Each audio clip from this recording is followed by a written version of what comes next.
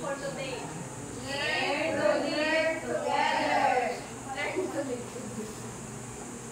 Okay, before we proceed with our discussion, at the end of the lesson, the student must be able to identify his duties and responsibilities, construct symbols to show cooperation rather than competition, and develop processes that show respect and tolerance. So, Baby Angel, what do you mean by First, yes? peace, having peace, or what is peace? What is peace? For you, what is peace? Peace. Let's for example, sabi niya yan, to live together with duties and responsibilities. When you are responsible with your duties, or kunwari sa bahay, kapag ginagawa mo lang maayos yung mga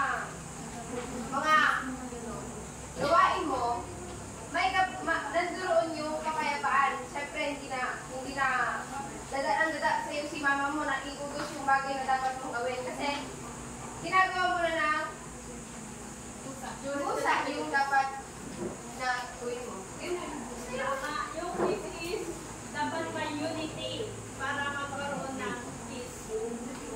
Next is morality of justice. Who wants to read? Bellamy.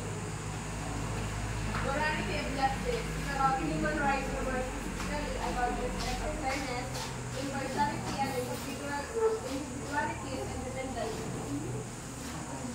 So yung morality of justice, ito naman yung tungkol sa human rights and yung sa equality, fairness, and sa pagiging independent ng bawat isa. Next, working in a group. Efrain. Working in a group, a large part of our life and inability to work in a group can make one's life failure and every level. Harmonious working in group satisfies the power and to grow not only to individuals but also to the others in the group. So, na-try mo naman mo siguro mag-work at a group, di ba? Yes, teacher.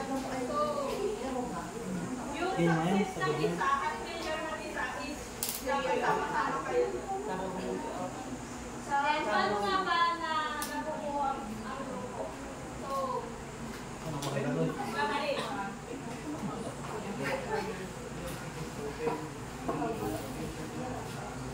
How groups are formed. For a group to emerge, the individuals should have a common goal. Then they should live together in such a way as to achieve the goal. When a number of individuals gather and form a group, they usually undergo a phase of uneasiness until they establish who should do what. This phase is called the storming. However, as they slowly establish norms, structures, and procedures, the storming subsides and they start performing. A group is bound by three basic forces. They are the goals and the tasks. The process includes the way of decision making, organizing. So, yung dito sa how groups are formed, so, kailangan yung bawat isa is pareha sila ng goals. Then, may cooperation yung bawat isa to achieve the goals. So, yung tawag dito is storming, and yung group is by three basic, yung meron silang goals to achieve, and yung mga tasks, dapat sama-sama sila maano yung goals nila. Then, now we have characteristics of effective group. It is useful to know the characteristics of effective group they are. So, dito is merong siyam na characteristic of effective groups na dapat alam nyo. So, number 1 is cohesiveness. Who wants to read? Cohesiveness. Members like each other. They are bound together in agreement. There is mutual support or cooperation. Dito sa cohesiveness, yung dapat yung members is like each other. Gusto nila yung isa't isa or dapat compatible sila, gano'n. Hindi yung may mga group na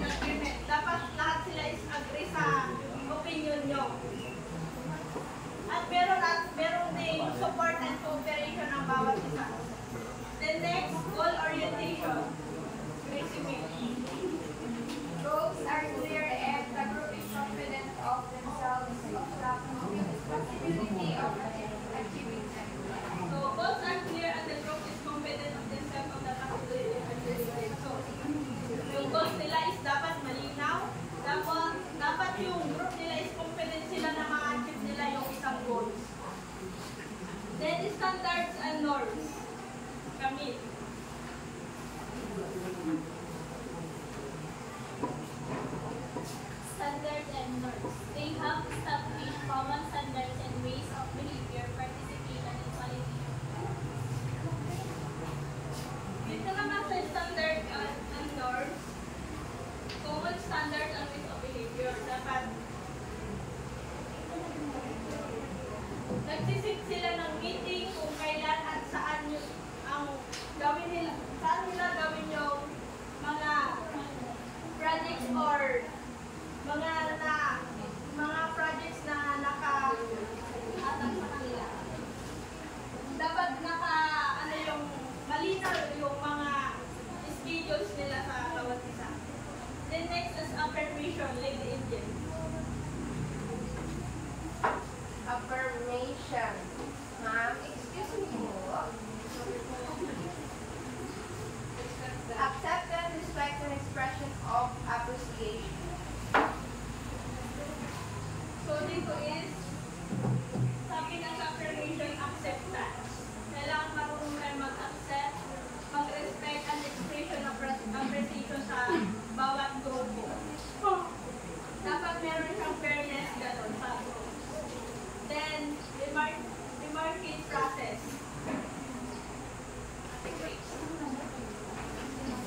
Demarcate process. Decisions are made in participation of all the members. This is equality of all the members. Members feel responsible to carry out the decisions made in the group. They meet regularly and discuss plans and evaluate progress. So, dito sa demarcate process, yung decision dapat is lahat ng members. Hindi lang sa'yo o yung sa leader or yung sa favorite mo lang na kasama sa grupo. Dapat yung bawat isa is may responsible sila. So yung para dapat ma-discuss sa bawat members yung mga decision na gagawin nyo. Then regulation. Siyempre.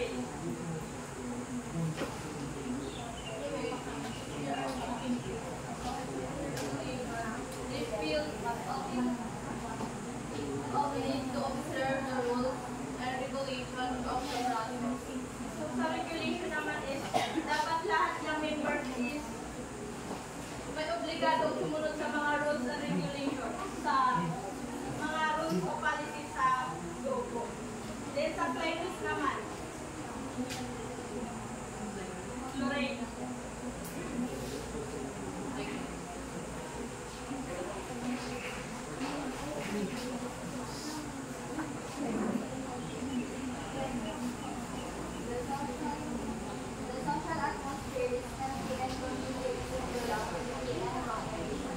They feel at least to express their views, opinions, and feelings. Dito naman sa climate is dapat yung bawat members is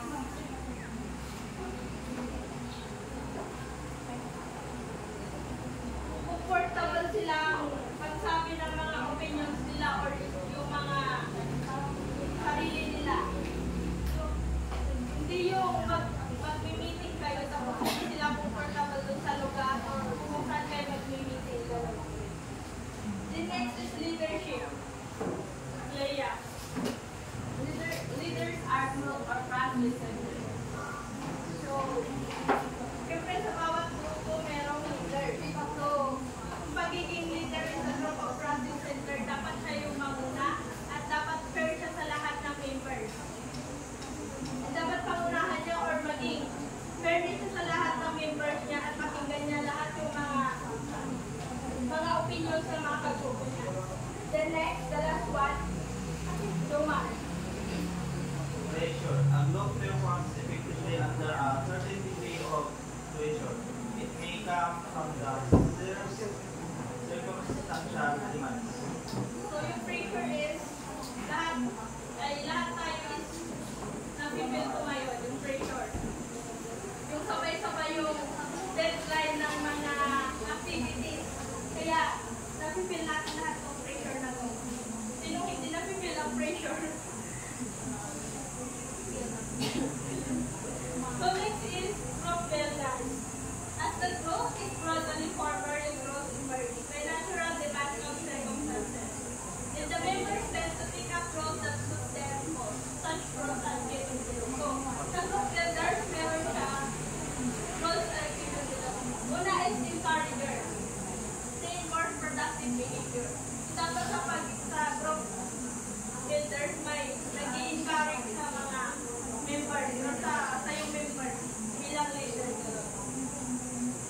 office builder is concerned with the order of the procedure.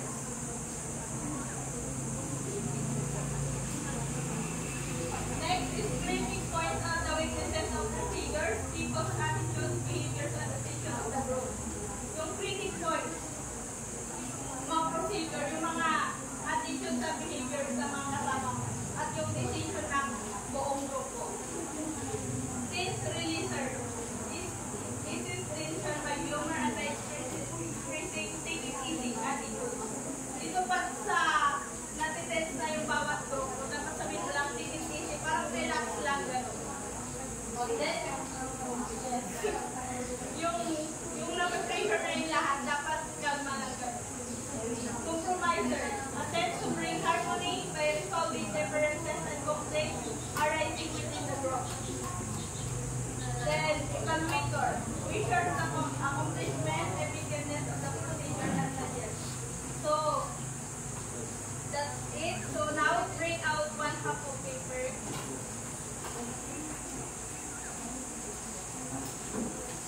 And write 2 to 3 sentences about why it is important that we learn to live together. 2 to 3 sentences. Why to live together? Bakit important?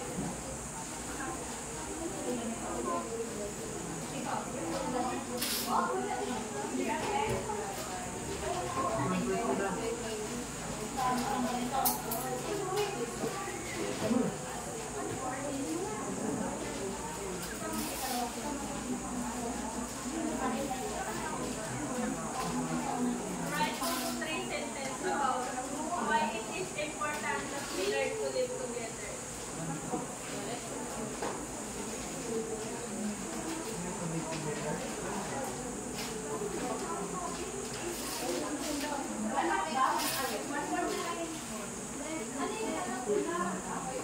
Why it is important to learn to live together. Why it is important that we learn to live together. Okay, so to have peace and unity, to live together. Why is it important? Yes. To live together. To have peace after. 2 to 3 sentences lang. Sabi mo ang nila? Sabi ng papel ko.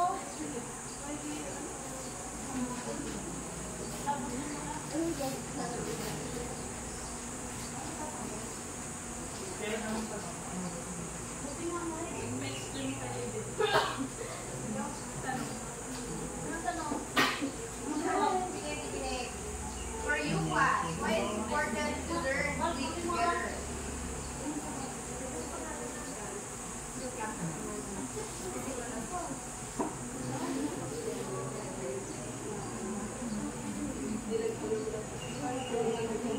It's important. Why is it important to live together?